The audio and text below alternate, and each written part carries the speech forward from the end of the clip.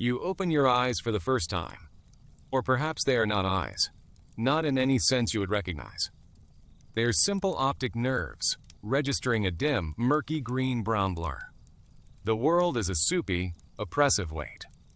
There is no air, no comforting warmth of a nest, only the cold, crushing pressure of the Devonian Sea and the faint, metallic taste of your own birthing fluid mixing with the brine. Your first sensation is not one of wonder, but of a deep, primal, and entirely justified terror. Something immense and terrible is near. It is the shadow that blots out the already weak sunlight from above. It is your mother. Ah, consciousness returns to nature's most ambitious and frankly ugliest killing machine. You have arrived. Official designation: Dunkleosteus Torelli. A name that clanks and grinds. A perfect label for a creature whose face is a feat of nightmarish engineering. But you are known to the world, or the tiny, terrified corner of it that you will inhabit, simply as Dunkleosteus. It means Dunkle's bone, a dreadfully boring name for a creature of your caliber, a name given to you by the soft, frail apes who would find your remains 360 million years later. A title, as we're about to see, that you will spend your entire, miserable life trying to live up to. Right now, however, you are not a legendary monster. You are a 10-inch long appetizer. You have been born live, ejected from the relative safety of your mother's body directly into the open ocean. This isn't a nurturing birth. It's an eviction. You are one of perhaps a dozen siblings, all twitching and wriggling in a confused cloud of amniotic fluid. You look at them, your brothers and sisters, and you do not feel a spark of kinship. You feel only the cold calculus of survival. They are not family. They are your first competitors, your first potential meals, and most pressingly, your first real rivals in the desperate race to not become someone else's meal. The shadow above you shifts. Your mother, a 4-ton behemoth of bone and rage, has finished the messy business of birth and is now turning her attention to housekeeping. For her, this means tidying up any loose, protein-rich morsels that happen to be swimming nearby. She has no concept of motherhood. Her brain, a primitive knot of ganglia, operates on a simple, brutal flowchart. If it moves, and it's smaller than you, you eat it. You are moving.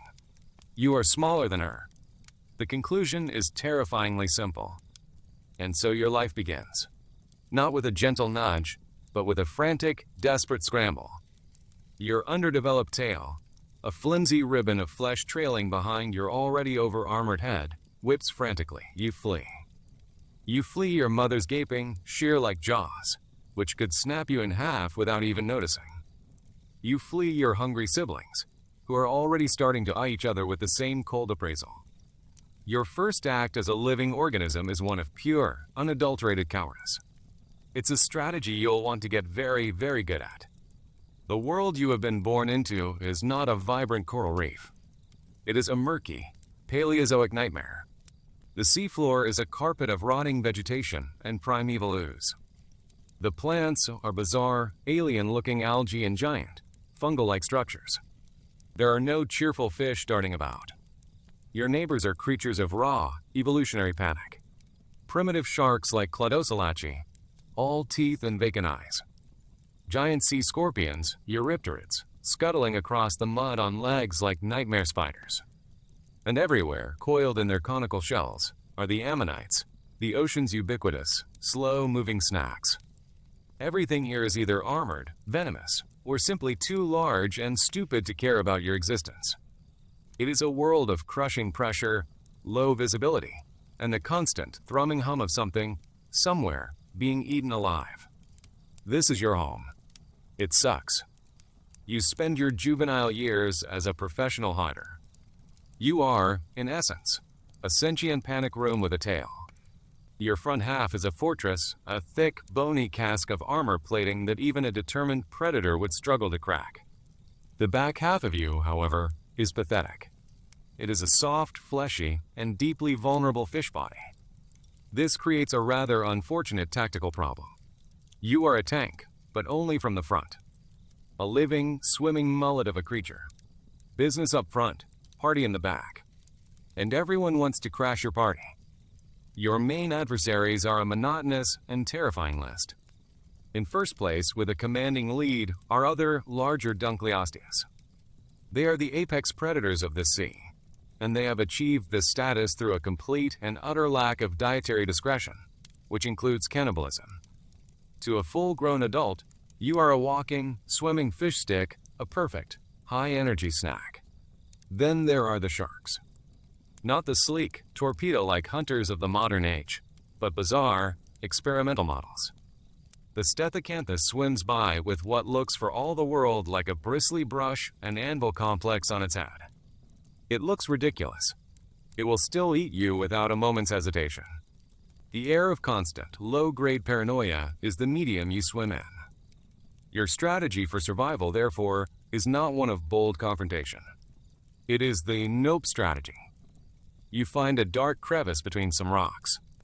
You discover a particularly dense and unappealing patch of seafloor algae. You find a large, empty ammonite shell to back into. You spend your days wedged into the scenery, hoping your particular shade of muddy brown blends in with the rest of the muddy brown that constitutes your entire world. It's like a planetary scale game of hide and seek, and the penalty for being found is a swift, unceremonious death. You must learn to hunt, and this process is a masterclass in clumsy failure. You have no teeth. Let's be clear about that. Teeth are for animals with a certain degree of finesse. You have something far more brutal. Your mouth is armed with 2 pairs of nasal plates, razor-sharp, self-sharpening extrusions of pure bone from your jaw. It is not a bite. It is a pair of shears, an industrial-grade guillotine. Your method of killing is not to chew, but to obliterate. But learning to use this weapon is an awkward affair. You see a smaller, ancient fish, a placoderm like yourself, darting past. You lunge. But your heavy, armored head is not built for precision. You are incredibly front-heavy. Your lunge is a clumsy, powerful surge that sends you plowing headfirst into the seafloor mud, your target long gone. You try to ambush a slow-moving trilobite, only to misjudge the angle and bring your bony shears down on an unyielding rock, sending a painful jolt through your entire skull. The force of your own bite is a danger to you. Eventually, you learn. You learn to wait. You learn to use the murky water as a cloak. You learn that you are not a chaser. You are an ambusher. You lurk. And you master the single most terrifying hunting technique of this era, the vacuum feed. You wait until a creature is close, and then you open your enormous jaw with incredible speed. The resulting change in pressure creates a powerful suction, pulling a vortex of water and your unfortunate victim directly into your mouth. There is no escape. It is a black hole of hunger. Then, the bone shears slam shut. Snap. The sound, a dull, heavy crunch that echoes through the water, becomes the soundtrack to your adolescence. It is the only thing that brings you a flicker of anything resembling joy. It is the sound of you, finally, not being the one who is running away. And then, against all odds, you make it. You survive the brutal gauntlet of your youth. You grow and grow. The pathetic, 10-inch morsel is gone, replaced by a monster. You are now 30 feet long. You weigh 4 tons. Your skull is a solid, 3-inch thick bastion of bone, an impenetrable helmet. Your jaw, once clumsy, is now a weapon of horrifying efficiency, capable of generating a bite force of over 8,000 pounds per square inch. You are a biological singularity of destructive power. You are the apex. The world changes. The constant, shivering fear that defined your early life is gone, replaced by a profound, magnificent boredom. The ocean, once a terrifying landscape of potential death, is now your personal, all-you-can-eat buffet. Those primitive sharks that once hunted you, they now scatter at the mere sight of your silhouette. The giant sea scorpions, they are crunchy, satisfying snacks. You move through the water with the unassailable arrogance of a creature that knows, with absolute certainty, that it is the baddest thing in the valley. You are a god of bone and muscle. Life has, by all objective measures, improved. You have reached the pinnacle. You are powerful. You are dominant. You are safe. And it is precisely at this moment, when life seems to have finally become stable, that a new, infinitely more irritating problem emerges. Just when you thought you had solved the puzzle of existence, you discover the soul-crushing twist. The single worst thing about being a Dunkleosteus is, without question, other Dunkleosteus. The first problem is territory. You now claim a vast, entirely arbitrary patch of murky water and muddy seafloor as your own. Why? There is no reason. It looks exactly the same as every other patch of water. But it is your patch of water, and you will defend it with a level of idiotic fury that only a creature with a brain the size of a walnut can muster. Another male of your size drifts into your view. He is you in mirror image. The same vacant, murderous eyes. The same armored, monstrous face. And he is looking at your patch of mud. This will not stand. The ensuing battle is one of the most profoundly stupid displays in the history of life on Earth. There is no elegant fencing, no tactical maneuvering. There is only a slow, deliberate turning, a mutual sizing up, followed by 2 4-ton armored battering rams accelerating towards each other. The impact is catastrophic. It's a head-on collision between 2 living submarines. Bone shrieks against bone.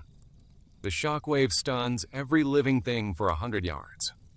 You slam into each other, again and again, your mighty jaw shears scraping uselessly against his armored faceplate. The fossilized skulls of your species are covered in the evidence of these pointless brawls. Deep, gouging scratches and compression fractures. You are slowly, deliberately, giving each other concussions over a piece of real estate you can't even build on. Then there is mating. If the territorial disputes are idiotic, the act of reproduction is a terrifying, high-stakes wrestling match. There is no courtship. There is no romance. There is you, a killing machine, approaching a female, an equally large and irritable killing machine, and attempting to procreate without getting your head bitten off. The process is a violent, clumsy, and deeply dangerous affair.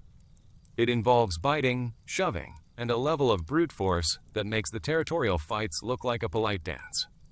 You risk mutilation and death for the slim chance of passing on your genes, of creating a new generation of miserable, armored nightmares to repeat the cycle. The great irony of your success is that your reward for conquering the ocean is the eternal, exhausting, and violent burden of having to deal with your own kind. The peak, like all peaks, is fleeting.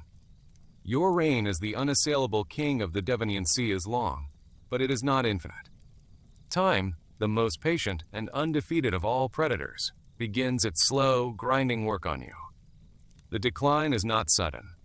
It is a quiet, humiliating erosion of the very things that made you a titan. Old age sets in. Your power was built on 2 pillars, your impenetrable armor and your devastating bite. Both begin to fail you. Your magnificent head shield, once a gleaming fortress of bone, is now a roadmap of your pointless life. It is covered in a lacework of deep, healed-over scratches from countless territorial brawls. There are divots and stress fractures. It is no longer a pristine shield. It is a dented, rusting piece of old machinery. It can still take a hit, but it no longer feels invulnerable. There is a brittleness to it now, a sense of its own mortality. Worse, your bite, your glorious, world-breaking bite, is losing its edge. The self-sharpening nathal plates, which once provided a perfect, razor-sharp shear, have been worn down by decades of crushing armored fish and shelled cephalopods. They are blunter. The edges are chipped. You can still crush, but you can no longer slice with the same clean, terrifying efficiency. Meals that were once effortless now require a second, or even a third, messy chomp. Your explosive ambush speed, the sudden surge that defined your hunting style, has faded. It's replaced by a slower, more deliberate, and frankly, more geriatric lunge.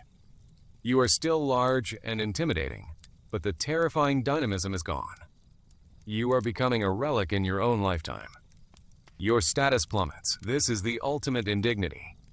The smaller, faster predators, the sharks and other placoderms that once fled from your shadow, grow bolder.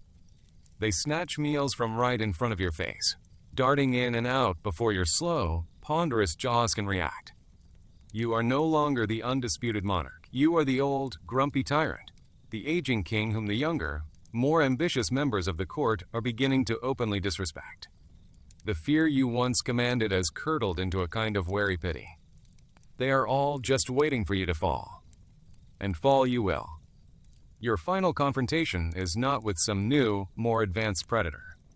Evolution hasn't produced your replacement yet. No, your final challenge is far more personal, far more humiliating. It is you, 20 years younger and full of the same mindless, arrogant rage that once fueled you. He patrols the edge of your territory, a prime specimen in his full, terrifying glory. His armor is clean, his eyes are bright with brutal purpose, and his massive shadow eclipses yours. He sees you not as a respected elder, but as an obstacle, an old king sitting on a throne that is rightfully his. You clash. It is the same idiotic, head-butting ritual you have performed 100 times. But this time, it is different. Your charge is slower, your impact less powerful. His armor holds, gleaming and solid. Yours, weakened by age and countless battles, cracks under the strain. A sharp, searing pain radiates through your skull. You are outmatched. You are obsolete. The fight is brief, brutal, and for you, utterly final. You are not defeated by a worthy adversary from another species. You are simply replaced by a newer, better model of the exact same product. It is the most insulting end imaginable. Your end is not noble. You do not get to drift away peacefully into the silent, dark abyss. That would be far too dignified. Instead, you are systematically dismantled and consumed by the victor. The younger, stronger version of you, the creature that just shattered your reign and your skull, now performs the final act of disrespect. He eats you. Your flesh, which you spent a lifetime fueling with the flesh of others, is now just fuel for him. Your mighty tail, torn away in chunks. Your soft underbelly ripped open. He recycles you with the cold, passionless efficiency of nature itself. Your life's final purpose is to provide a few days' worth of calories to your replacement. Your massive, armored head, the iconic symbol of your power, the terror of the Devonian seas, is the only thing he cannot fully consume. It sinks, slowly and without ceremony, tumbling end over end through the murky water column. It comes to rest on the seafloor, landing with a dull thud in the soft, primordial ooze. There, the bottom feeders you spent your entire life ignoring get their turn. Small, shelled creatures and parasitic worms crawl over your once feared visage, picking clean the last remaining scraps of flesh. Your terrifying face becomes a condominium for microbes and scavengers. Your end is not a tragedy. It's just a biological process. It is messy, undignified, and ultimately, just waste management. And as the last piece of your identity is stripped away by the tireless work of decomposers, the camera of our story pans away. It moves across the muddy flats, over the bizarre ancient seascape, and settles on a nearby reef. There, in a cloudy plume, a familiar drama unfolds. A female Dunkleosteus, large and menacing, expels a new litter of miniature armored nightmares into the water. They are born into the same state of frantic panic that you were. They scatter, fleeing the monstrous shadow of their own mother. One of them, a tiny, insignificant creature against the vast backdrop of the hostile ocean, evades its siblings, finds a crevice, and begins the long, brutal struggle for survival. It will hide. It will fail. It will learn. It will grow. It will, against all odds, become king. And it too will grow old, be challenged by a younger version of itself, and be humiliatingly eaten. The exact same pointless, violent, and utterly miserable story is beginning all over again. The wheel turns, powered by blood and futility. You were the ultimate predator in an ocean of monsters. You achieved total dominance. You sat at the absolute pinnacle of your ecosystem. And the universe's reward for your staggering success: to make your entire existence a violent, meaningless, and ultimately doomed biological footnote. It really does suck to be you. So, That's your life. A short, brutal, and ultimately meaningless cycle, repeated ad nauseam until it all just stops. You'd think being the star of a personal, biological tragedy would be enough. But you were special.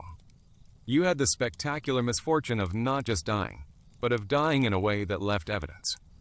You see, your story didn't end when your flesh was stripped from your bones. That was just an intermission. Your real humiliation was yet to come. Because after 360 million years of peaceful, silent non-existence, your remains would be found by the only creature in the planet's history more arrogant and destructive than you were, the upright ape. And that's when your personal tragedy was upgraded to a historical farce. The scene changes. The murky green of the Devonian Sea dissolves, replaced by the crisp, clear light of a world that is, to you, alien and impossibly distant. We have fast-forwarded 359.9 million years. We are in what will one day be called the Ohio River Valley. A human, a Paleo-Indian hunter clad in animal hides, is walking along a riverbank, his eyes scanning the gravel for flakes of flint. The world is lush, green, and full of creatures you could never imagine. But the man isn't looking at them. He's looking down. And that's where he finds you. Or rather, a piece of you. It's not a full skeleton, glittering and pristine. That only happens in museums created by his descendants. No, what he finds is a single, massive, curved plate of your skull, weathered smooth by millennia of river currents, now jutting from the clay of the riverbank. It is enormous, thick, and has a shape that belongs to no creature he has ever seen.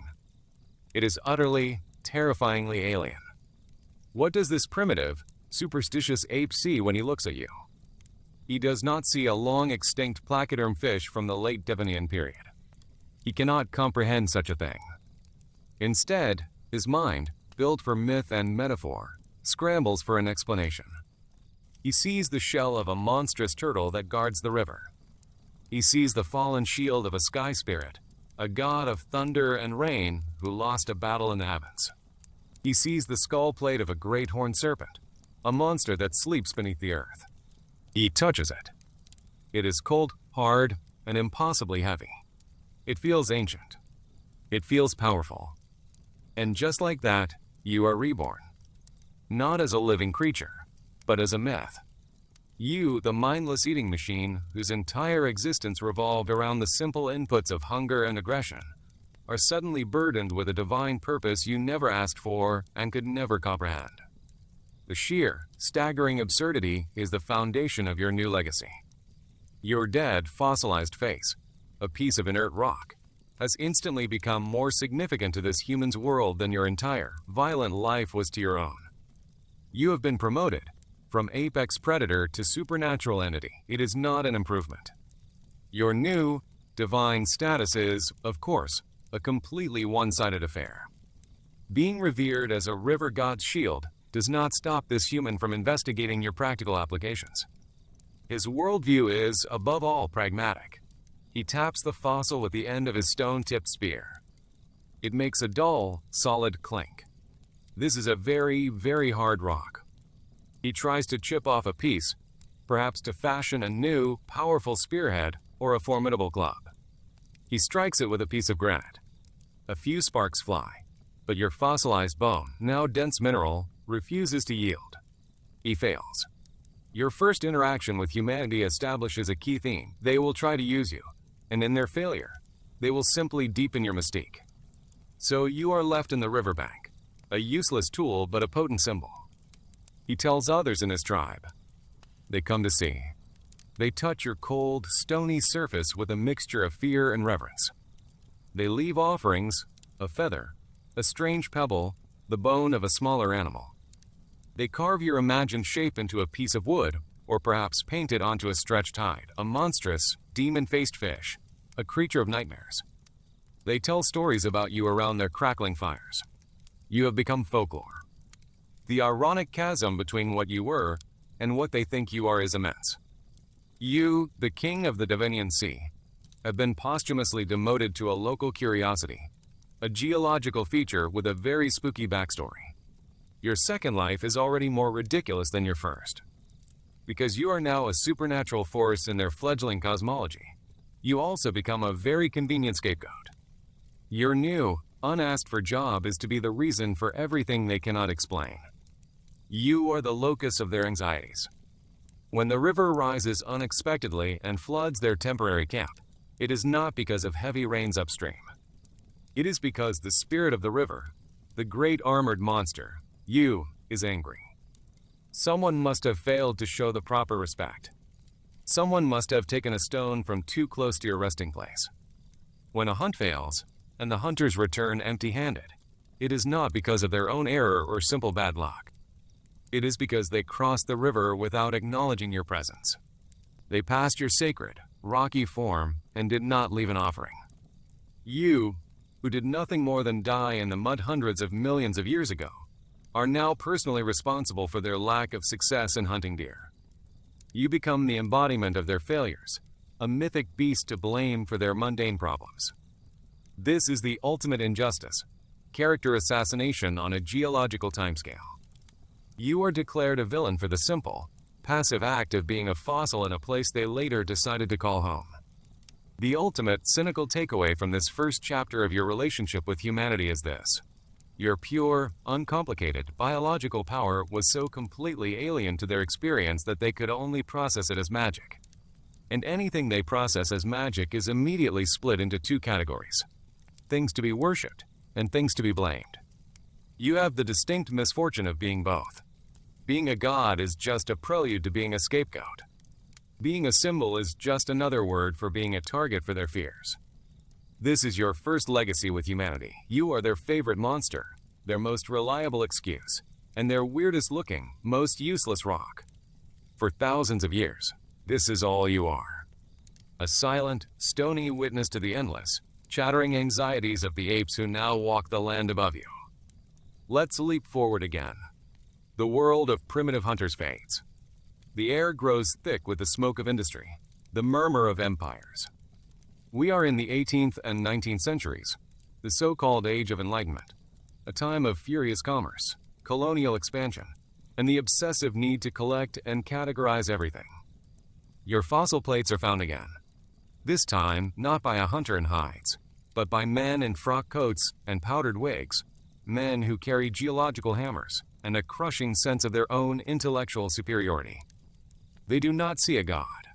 That is a foolish, primitive notion they believe they have evolved beyond. They see a puzzle, a commodity, a specimen. You are no longer a river spirit. You are a natural curiosity. Your bones, once sacred and feared, are now dug up with callous efficiency. They are sold to wealthy landowners and amateur naturalists to be displayed in their cabinets of curiosities. Your mighty skull plate, the very object that inspired terror and worship, is now placed on a dusty mahogany shelf, sandwiched between a taxidermied two-headed calf and a piece of coral misleadingly labeled unicorn horn. You have been reduced from a deity to a knick-knack. To the more religious among them, you are not a local spirit, but evidence for a global catastrophe. You are proof of Noah's great flood. You are the remains of some terrible, monstrous beast, a diluvian creature that was too sinful or simply too slow to make it onto the ark. Your existence is hijacked and twisted into a supporting role for their dominant mythology. You are no longer a creature in your own right. You are a prop in their ongoing, tedious debates about the literal truth of their holy books. You have been drafted, posthumously, into a war of ideas you would not have understood and certainly would not have cared about. Your systematic exploitation now begins in earnest. But you are not being exploited for your meat or your hide. Those are long gone. You are exploited for the very thing that remains, your bones, and the story they can be forced to tell. You become an entry in a ledger book, a line item in an inventory. One large, fossilized plate of an unknown creature, sold for 3 shillings and 6pence to a gentleman in Philadelphia. You have officially been commodified. Your very being has been assigned a market value, and it is insultingly low. Then come the naturalists, the pioneers of the new science of paleontology. A man named John Newberry, a physician and geologist, formally examines your remains. He is the first to recognize you not as a demon or a divine turtle, but as what you are, a giant, extinct fish. It is a moment of scientific clarity that is simultaneously the ultimate indignity.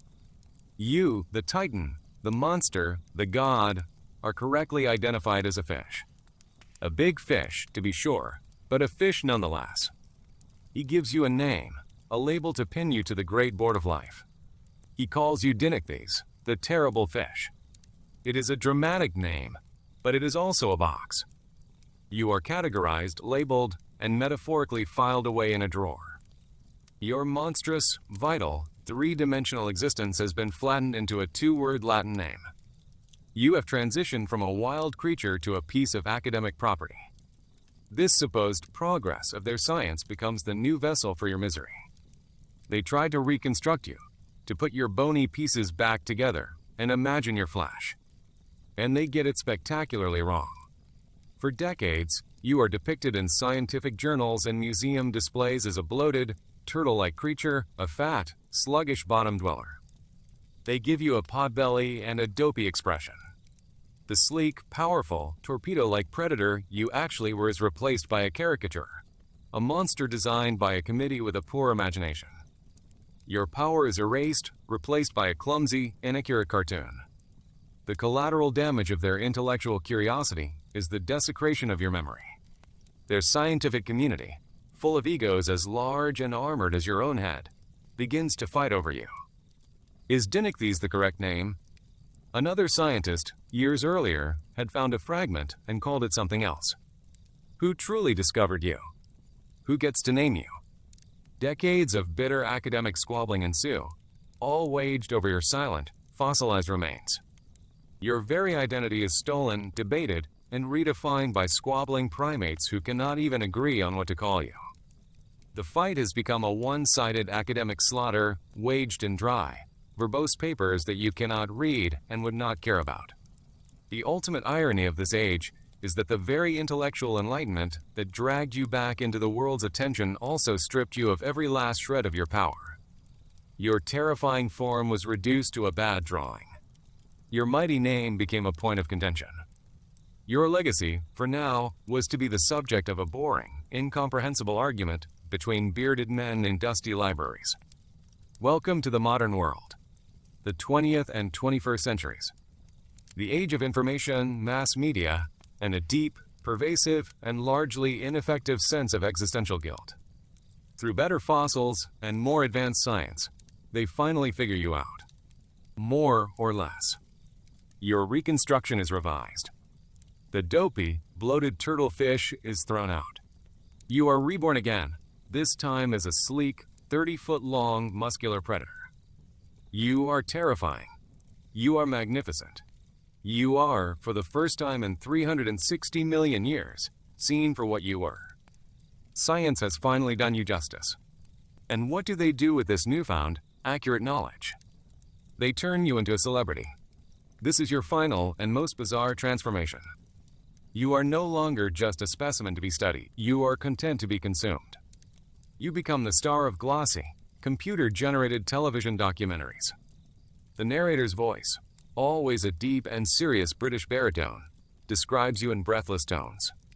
The Dunkleosteus, a prehistoric killing machine. The T-Rex of the seas. You are shown in dramatic, slow-motion CGI, bursting from the murky depths to obliterate a primitive shark. The screen is filled with digital blood and dramatic music. Your life and death are turned into a thrilling, 2-minute action sequence, a monster of the weak spectacle designed to keep viewers from changing the channel. Your entire existence is reduced to a jump scare. Your fame spreads.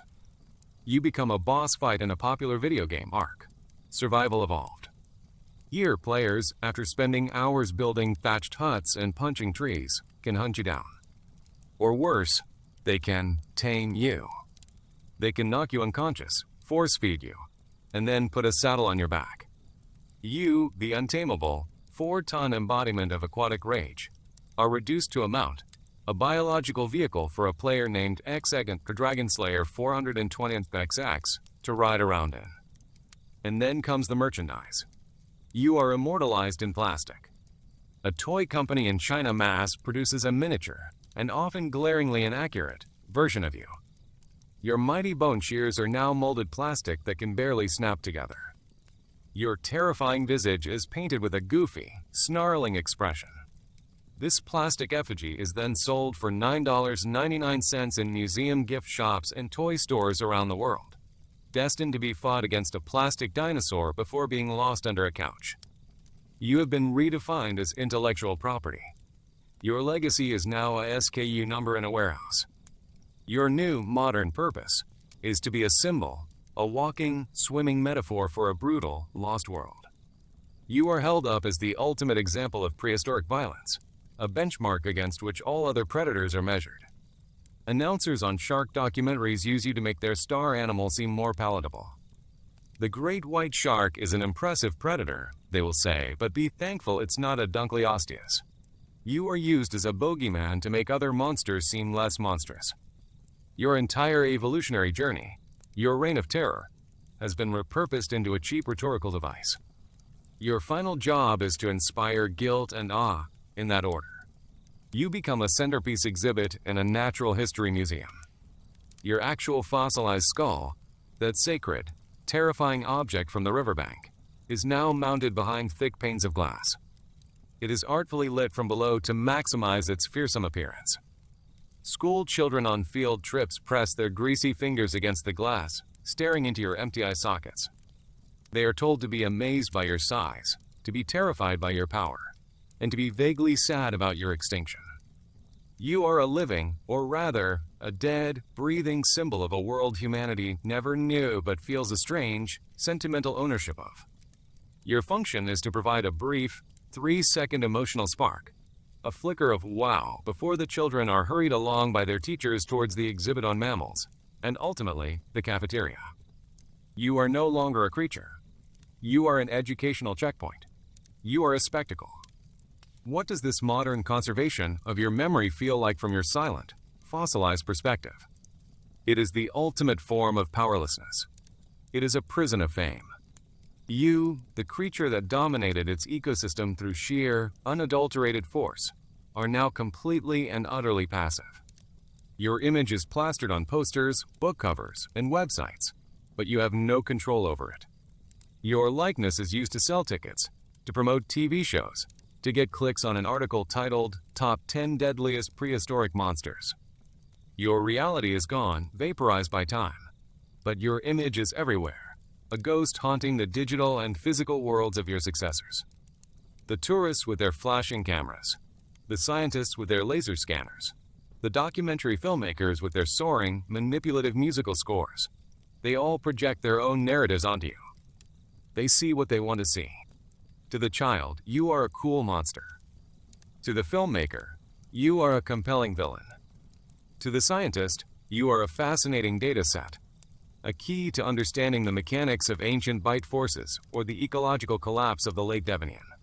You are a monster, a marvel, a victim of a mass extinction, a case study, a spectacle. You are everything to everyone, except what you actually were, a fish. A simple, albeit terrifyingly large fish, just living its life according to a very simple set of rules. Your new prison is not a cage of steel bars, but a far more insidious cage built of pixels, plastic, and human projection. You are trapped in their imagination. This brings us to the final, most profound, and most cynical irony of your entire, long, post-mortem existence. After ignoring you for the vast majority of your 360 million year history as a fossil, humanity now celebrates you with a perverse and deeply hypocritical sentimentality. They look at your reconstructed image, and they use words like awesome, badass, metal. They wear your face on a t-shirt, celebrating the very raw, unchecked brutality that their entire civilization claims to have evolved beyond. They lionize your violence while simultaneously writing academic papers on the importance of empathy and cooperation. They build you up as the ultimate killer, the perfect predator, a flawless monster. Yet this celebration is entirely hollow. They don't actually miss you. They wouldn't want you to exist now.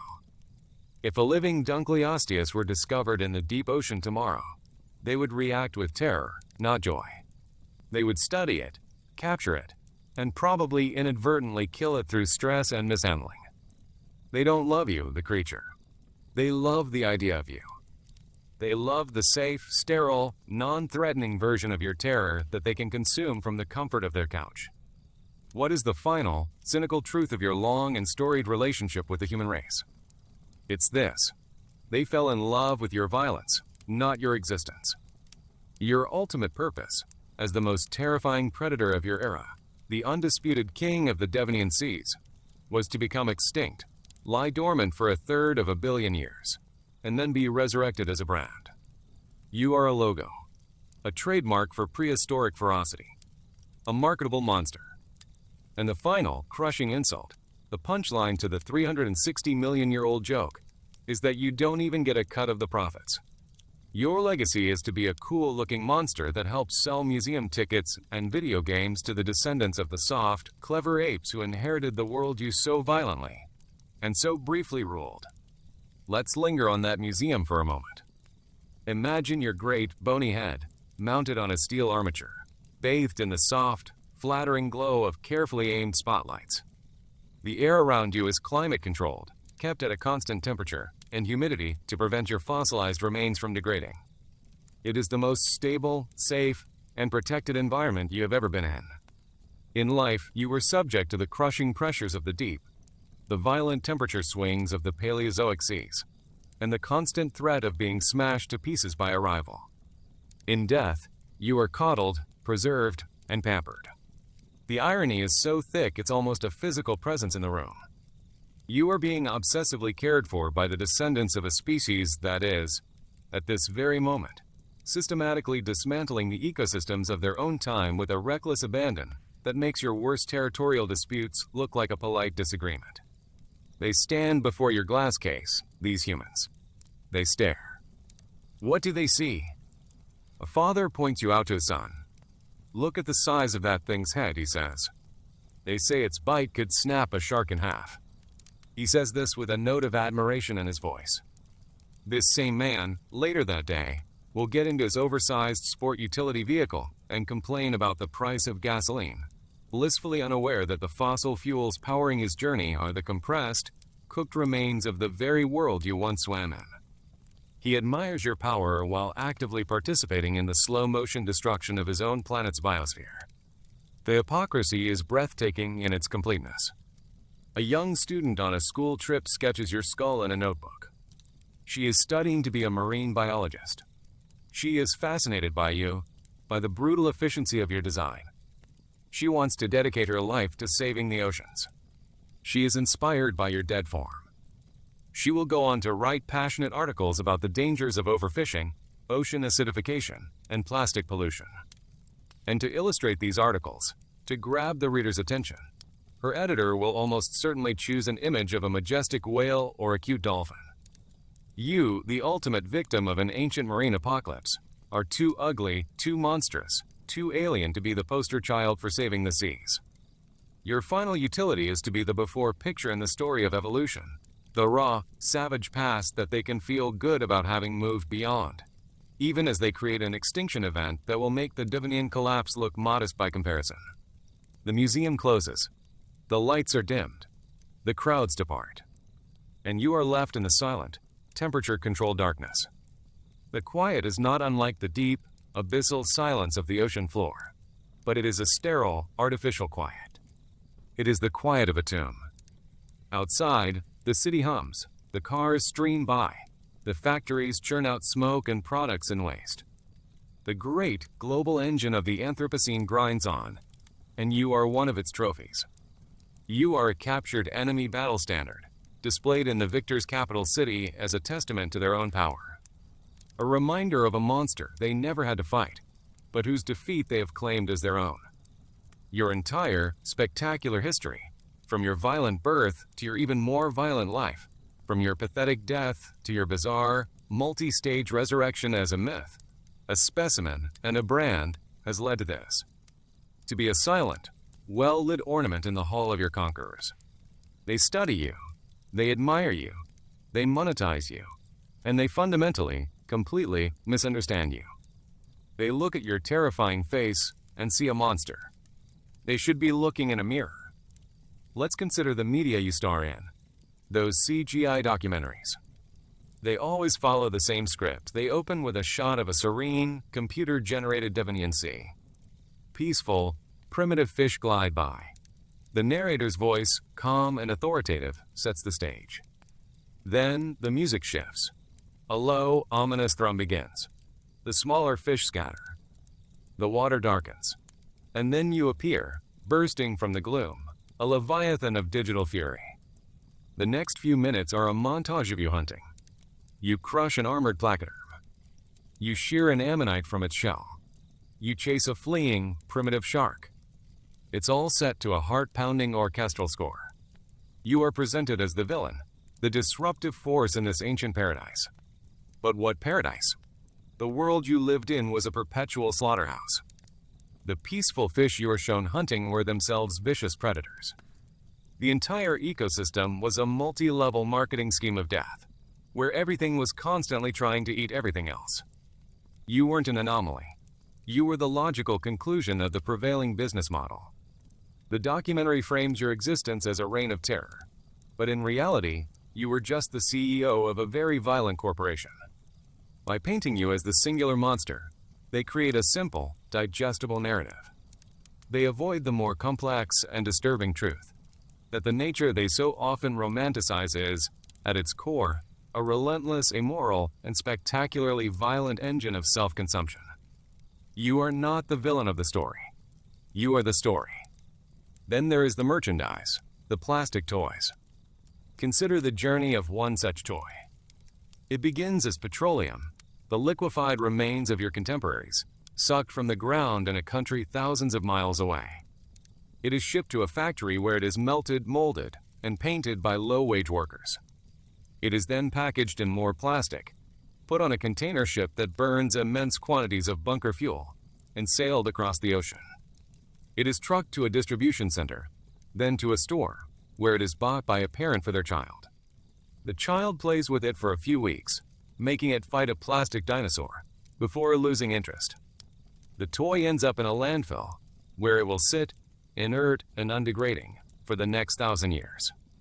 This tiny plastic idol, this effigy of your monstrous form, has a carbon footprint that is orders of magnitude more destructive to the planet than your entire, blood-soaked life ever was. You ate other fish. That was the extent of your environmental impact. This toy, this tribute to you, is a monument to a global system of extraction, consumption, and waste that is actively poisoning the very oceans you once ruled. The hypocrisy is so profound. It's almost poetic. Your most enduring legacy on the physical planet will not be your fossils, but the millions of tiny, non-biodegradable plastic versions of yourself slowly leaching chemicals into the soil of the creatures who celebrate you as a symbol of raw, natural power. This is the final joke. After being defined by your organic, biological form, your ultimate contribution to the geological record of the future will be petrochemical. You have been transformed by the alchemy of human industry and sentimentality from bone into plastic. It is a transformation far stranger and more degrading than your initial journey from flesh to fossil. You have become a permanent, tiny piece of trash, an ironic tombstone not for yourself, but for the world that came after you. Your fame is not a tribute, it is the branding on the weapon that is killing the planet. Let us push this thought further. What if you could perceive this modern world? What if some flicker of your primordial consciousness, trapped within your fossilized skull, could witness the age of your discoverers? What would you make of it all? You would see a world of blinding lights and deafening noises. You would see creatures made of metal, moving at impossible speeds on hard, black ribbons of stone. You would see apes, so many apes, swarming like trilobites in a frenzy, staring into glowing rectangles in their hands, their faces illuminated by a cold, synthetic light. They are soft, squishy, and completely unarmored. By the standards of your world, they are pathetic. They are prey. And yet, they are the undisputed masters of this world. You would watch them as they visit you in your museum prison. They would point their strange, rectangular devices at you, capturing your image in a flash of light. They are collecting you just as you once collected ammonites. But they do not consume you. They simply store your likeness in a digital space you cannot comprehend to be shared with other apes in other places. Your terrifying form has become a form of communication, a piece of social currency. Here I am, the image says, standing before the great monster of the past. Am I not brave? Am I not cultured? Your ferocity is being used to bolster their fragile, social media-driven egos. You would listen to their words, their strange, chattering noises. You would hear them use your name, Dunkleosteus. They would describe your bite force in units of measurement, pascals, and pounds per square inch that are meaningless. They quantify your power, reducing it to a set of numbers, because that is the only way their minds can process it without being overwhelmed by the sheer, brutal reality of it. They have to translate you into their own language, the language of data, to feel like they have control over you. It is the ultimate act of intellectual colonialism. They have conquered your memory by measuring it. And you would feel the planet they have built. You would feel the vibrations from their underground explosions as they search for more of the compressed sunlight that powers their world. You would taste the chemical tang in the air, the strange pollutants that have no natural analog. And you would sense the warming of the atmosphere, a slow, creeping change that eerily echoes the environmental shifts that led to your own extinction. You would recognize the symptoms. You are a ghost at the feast of the apocalypse, watching these clever, soft-skinned apes diligently prepare the same fate for themselves that befell you. The only difference is that your extinction was a natural disaster. Theirs is a choice. The final, crushing realization would be this: they are not your successors. They are your replacements, yes, but they are not an improvement. They are a different kind of monster. You were a monster of muscle and bone, your violence direct and honest. They are monsters of intellect and industry, their violence indirect, systemic, and far more devastating in its scope. You ruled a sea. They are in the process of breaking a world. And the most absurd part of it all, they have hung your portrait on their wall and called it art, all while failing to see the uncanny family resemblance. You are not a relic of their past. You are a prophecy of their future. Imagine the day your species finally vanished. The late Devonian extinction event. It wasn't a single, dramatic asteroid impact like the one that would wipe out the dinosaurs. It was a slow, grinding, drawn-out affair. A series of environmental pulses, of crises that choked the life from the seas. Anoxia. The ocean, your home, your restaurant, and your battlefield was losing its breath. As an aging predator, you would have felt it first. The water would have grown sluggish, stagnant. The fish you hunted, already scarcer due to your own relentless predation, would have become even harder to find. You would have pushed into deeper, colder waters, searching for prey, only to find vast, dead zones where the water was a toxic soup, devoid of oxygen. It would have been a profoundly confusing time. You were still the biggest thing around. Your armor was still thick, but your kingdom was dissolving around you. Your power meant nothing in the face of an enemy you couldn't bite, an enemy that was the water itself. Your final days were likely spent in a state of starvation and slow suffocation, your mighty gills struggling to extract enough oxygen from the dying sea. Your end was not a glorious battle, but a slow, wheezing fade to black. You did not go out with a bang. You went out with a gasp. And as you sank to the bottom for the last time, you joined a silent, global graveyard. Your entire species, the dynasty of the terrible fish, was over. Wiped out not by a superior predator, but by a planet in flux. Now, compare your end to the legacy they have given you. They remember you for your power, for your violence, for the spectacular way you killed. They do not remember you for the way you died. They do not dwell on the image of the ultimate predator, helpless and gasping in an anoxic ocean. Why? Because that story is deeply uncomfortable. It is a story about a dominant species being rendered impotent by environmental change. It is a story that hits a little too close to home for the apes who now run the planet. They prefer the myth of the monster. The myth is simple. The monster is strong. The monster kills things. The monster is cool. The reality of the dying victim of planetary change is complex, frightening, and carries with it a heavy dose of cautionary baggage. So they conveniently edit that part out of your story. They celebrate your life and ignore your death, because your death is a mirror. In your fossilized bones, they have found the perfect monster, but they have willfully ignored the perfect warning. And so, you hang there in the museum's silent hall. You are a paradox, a symbol of nature's terrifying power, and a testament to its fragility. A celebrated killer and an ignored victim. A star of their digital fantasies, and a ghost haunting their environmental reality. Your long, strange journey from the bottom of the Devonian Sea to the top of their cultural food chain is complete. You have been discovered, studied, misunderstood, mythologized, monetized, and ultimately neutered. You have become a safe monster, a tame terror, a commodity. For a creature that was once the embodiment of raw, untamable power, there could be no greater or more ironic final humiliation. The story of what it's like to be you is over. And the punchline is that your tragedy didn't end with your extinction. It began with your discovery.